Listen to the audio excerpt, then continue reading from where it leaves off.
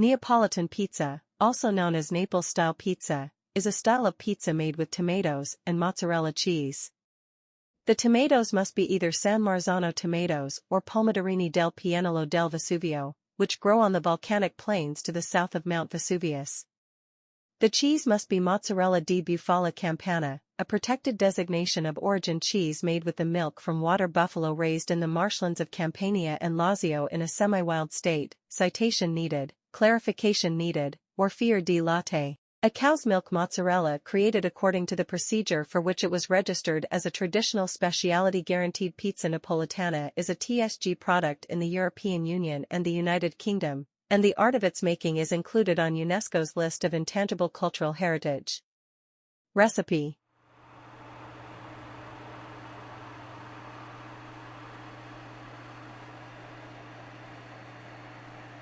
According to the rules proposed by the Associazione Verace Pizza Napolitana, the genuine Neapolitan pizza dough consists of wheat flour, natural Neapolitan yeast or brewer's yeast, salt and water.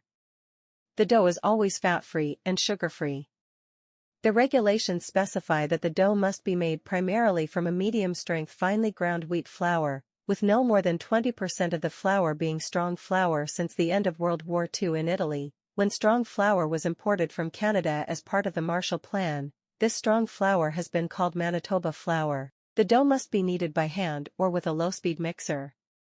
After the rising process, the dough must be formed by hand without the help of a rolling pin or other machine, and may be no more than 3 mm (0.12 in) thick. The pizza must be baked for 60 to 90 seconds in a 485 degrees Celsius 905 degrees Fahrenheit wood-fired oven. When cooked, it should be soft, elastic, tender and fragrant.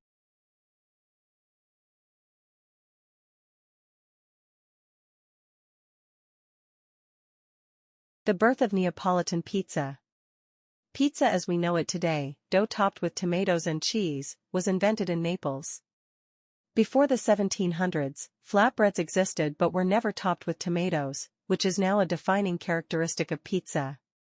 Tomatoes were brought to Europe in the 16th century by explorers returning from Peru. However, many Europeans believed tomatoes were poisonous until poor peasants in Naples began to top their flatbread with them in the late 18th century. The dish soon became popular among locals and visitors alike. The first documented pizzeria in Naples was Antica Pizzeria Portalba, which opened in 1738 as a street vendor and later became a permanent establishment. The pizzeria still operates today and claims to be the oldest pizzeria in the world. Another famous pizzeria is Pietro, e Basta Così, Peter, and That's Enough, where baker Raffaele Esposito created Margherita pizza in 1889. He named it after Queen Margherita of Savoy, who visited Naples with her husband King Umberto I. Esposito wanted to impress the royal couple with a patriotic pizza that resembled the Italian flag: red, tomatoes, white, mozzarella, and green, basil.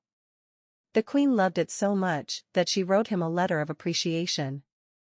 This event boosted the popularity of Neapolitan pizza across Italy and beyond. The general process for cooking a homemade pizza in an air fryer goes something like this.